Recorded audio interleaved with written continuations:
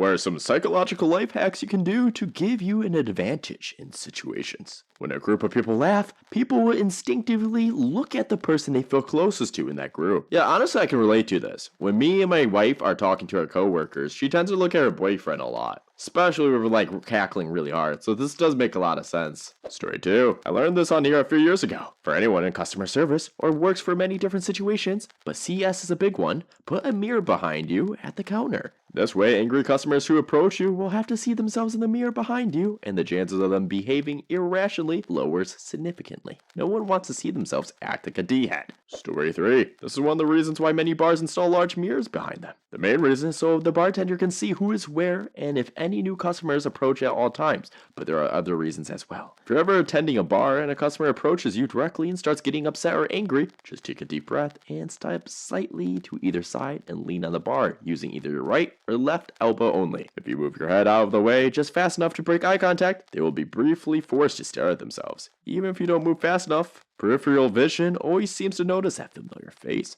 Also, leaning in puts you in a position of power for quite a few reasons. Only the proudest of a-holes are immune. Alright, as a big believer in psychological, hacks and all that, sometimes I gotta say, I don't know, like, yes, this could be true, but I also do feel like it's kind of reaching. I just can't really see someone in a rage at a bar and then they see themselves in their peripheral vision. And they're like, oh yeah, I should stop. Story 4. Chew gum when you're approaching a situation that would make you nervous, like public speaking or bungee jumping. I can't remember where I heard it, but apparently if we are eating something in our brains, it tricks us and it reasons I would not be eating if I were in danger, so I'm not in danger. Has helped calm me a few times. Story 5. Pay attention to people's feet. If you approach two people in the middle of a conversation and they only turn their torsos and not their feet, they don't want you to join in the conversation. Similarly, if you are in a conversation with a coworker who you think is paying attention to you and their torso is turned towards you, but their feet are facing another direction, they want the conversation to end. You should check out Carol Kinsey Goldman's research on these type of things in the workplace. Honestly, I can see how this is true. I remember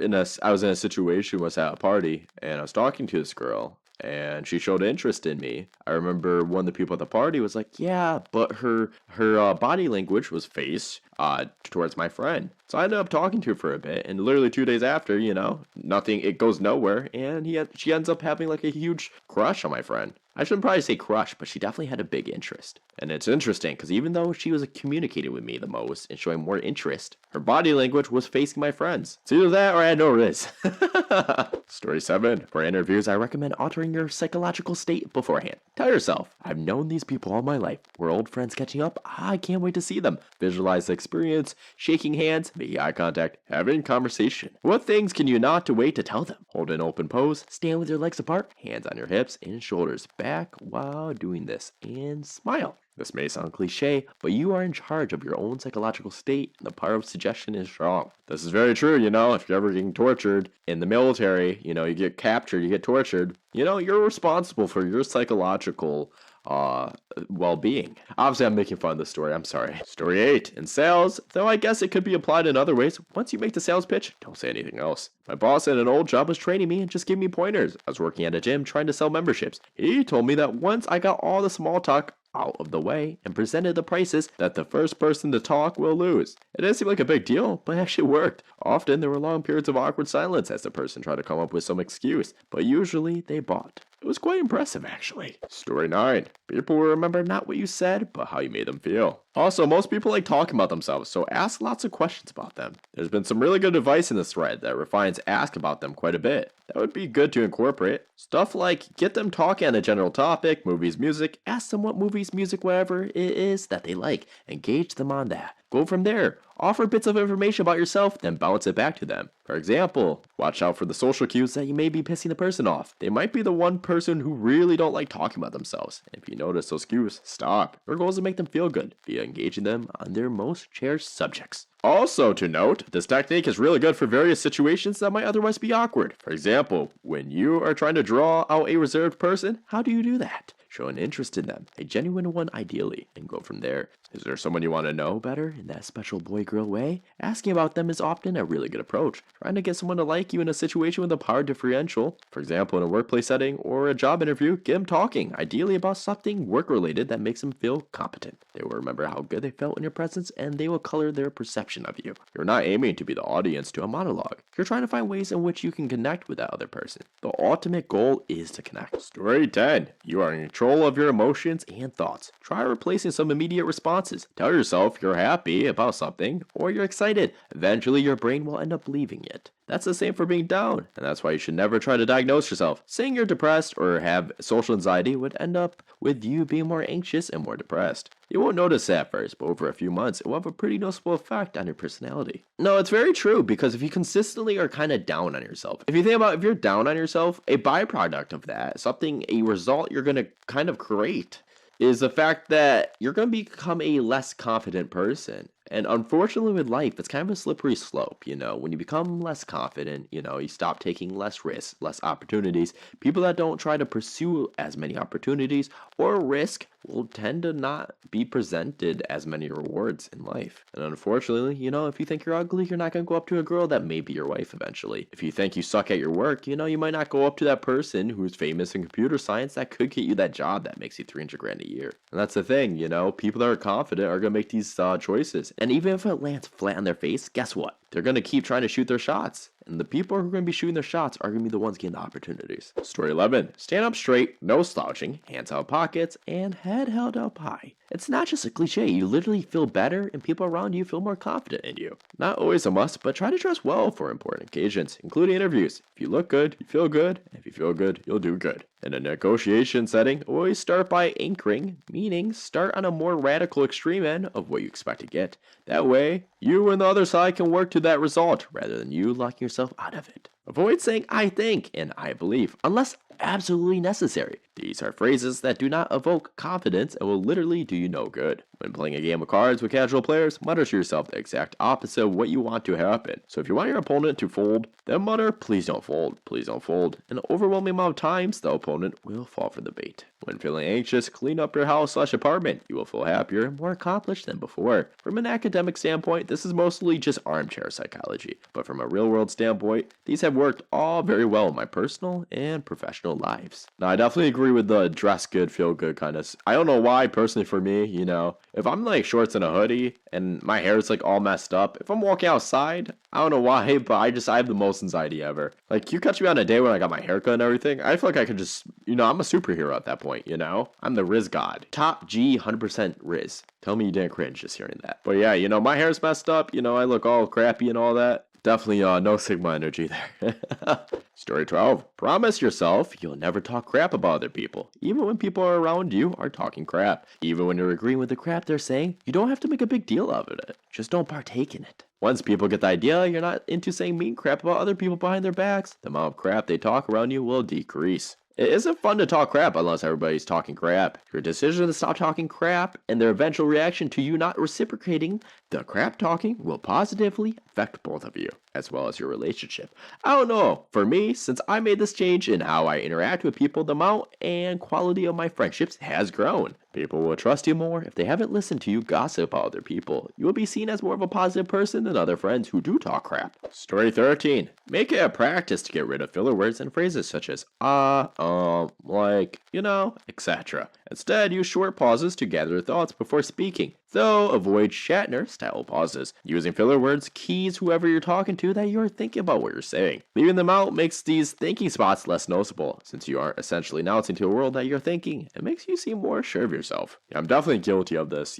I've literally watched entire recordings of myself. I'm like, how the hell did I say like 50 times? It's crazy. It's just such an easy phrase to say. Like, it's just so easy. Like, guys, just say it with me real quick. I was walking down the sidewalk, Like, it's just so easy. It's just like, it complements it. But I understand it doesn't add any value. Story 14. If you really want something from someone, frame it as an offer rather than a request. When Teddy Roosevelt was running for president, his campaign printed out 3 million leaflets with a picture of Teddy and a copy of a campaign speech. The campaign then realized that they didn't have the rights to the photo. Instead of explaining the situation to the photographer, which would have given him leverage to ask for a lot of money, the campaign made an offer that they would use the picture, giving the photographer lots of publicity if the studio paid them $250. The studio paid the money. Story 15. It's my time to shine. Psychological researcher here, and I have a few tips to help you out in some situations. Romance. Look up the false attribution of arousal. Basically, if you want to make someone like you, get their heart rate going. Take them on a date to see a scary movie, and then go out for coffee. This puts their body in an aroused, increased blood flow, not sexual, state. Their mind then falsely attributes that psychological effect to being with you, making them think that they like you. Hopefully they actually do. But this gets the ball rolling. Attractiveness. Wearing red. For women, the color red makes them exponentially more attractive. Research has shown that men will go to great lengths to do things for a woman in red that they would not do otherwise, like give her money or even carry her across the street. Interviewing. Body mirroring. So something that we do that we don't realize is mirror the body language of people that we like our friends. If they sit cross-legged, we will. If they touch their face, we will. This goes back to the subconscious will to be more like the people we respect. You can kind of force this though. Say in an interview, you put a conscious effort into mirroring the body posture of your interviewer, but don't be obvious about it. Be nice and subtle. This will kind of trick their mind into thinking that they're just like you. After all, you are doing similar things with your body. Why not? Get them to talk about themselves. People are selfish and they love talking about what they do. Ask your interviewer as many questions about what they do for work and really listen. They will walk away from the interview in a good mood because they got to talk about themselves, and they will then think the interview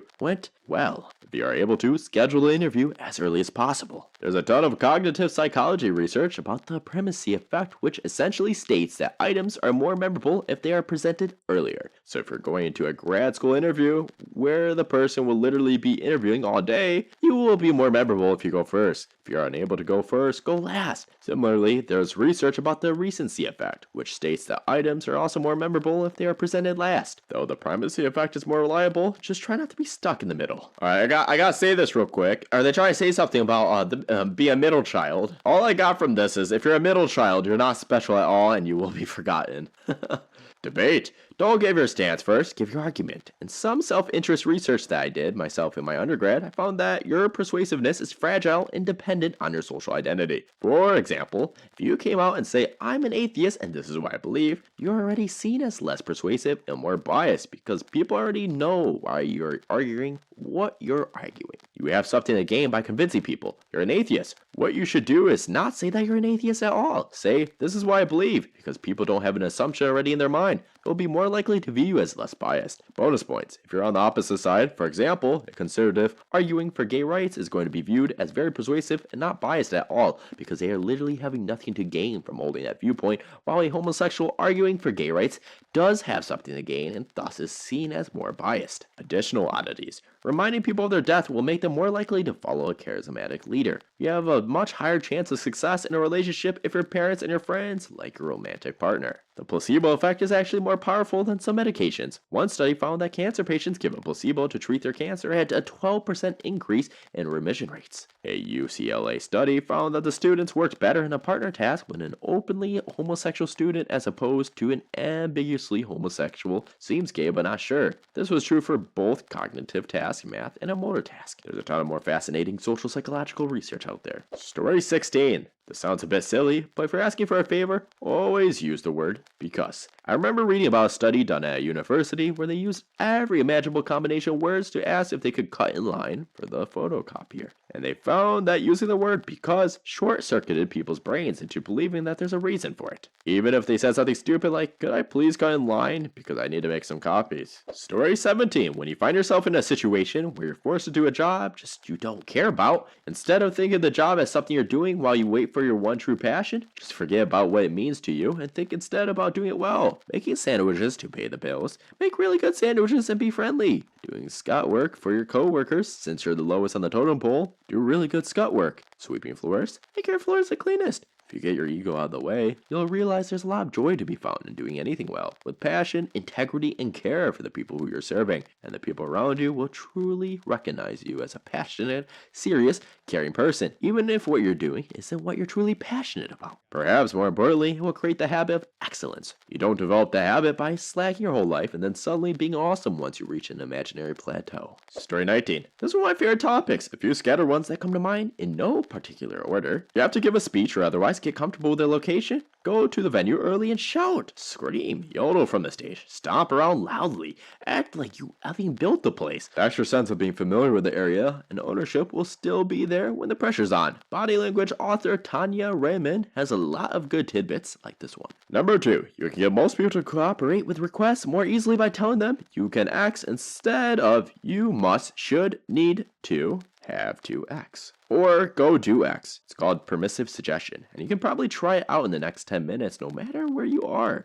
Number 3, a key stage in escalating physical intimacy that most people skip is direct belly-to-belly contact. It's a natural, still-clothed bridge between clothes-on and clothes-off that increases intimacy. Also, keep their and your feet warm. Literal cold feet will make a person substantially less likely to become aroused, and make women 30% to less likely to reach orgasm. Number 5, when you have to urinate, or when you think there is money on the line depending on each decision you make, you become instantly more rational. Some people, like competitive gamers, will actually overdrink water so they have a constant mild need to piss throughout a tournament. Just don't let it get to where you're desperate, because then you'll become so rational that you know, hey, F this game. Number 6, people are significantly more likely to take your word or accept your argument if you use the word because, even if the argument doesn't make that much sense, because generally they're in love with you anyway, so whatever. Number 7, imagining doing exercise in detail actually makes you stronger. Last I saw, the mechanism for this was not confirmed, but based on my experience in hypnosis, I suspect it's a result of practicing the relevant nervous system communication as well as actual micro-level muscle activity that occurs as a result of the imagination or memory. Number 8, if you put the healthy snacks in a school at the kids' eye level, more of them will choose healthy snacks over chips and popcorn. People tend to do what comes first or easiest. You can check out the book Nudge if you want more on this principle. If you can't find anything in common with someone but want to build rapport, ask what it is that they love about what they love. Those feelings are where you'll find common ground.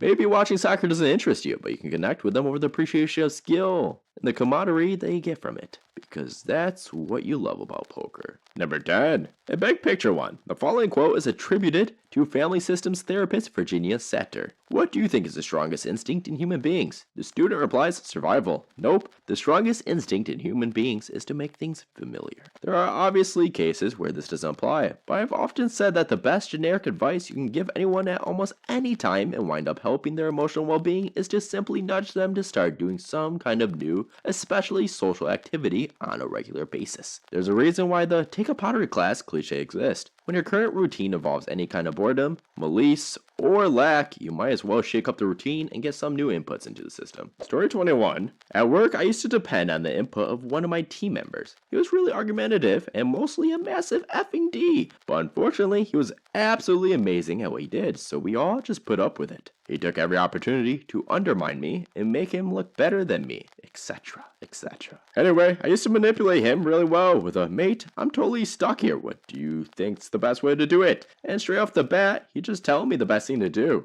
Or if I was torn between two ideas and I knew he wouldn't pick either, just to be a P, I'd tell him we've got two choices, but before I give him a chance to shoot them down, I'd then ask which he thought would work best for him. Worked every time, until he sold his chicken to a woman and we sacked him.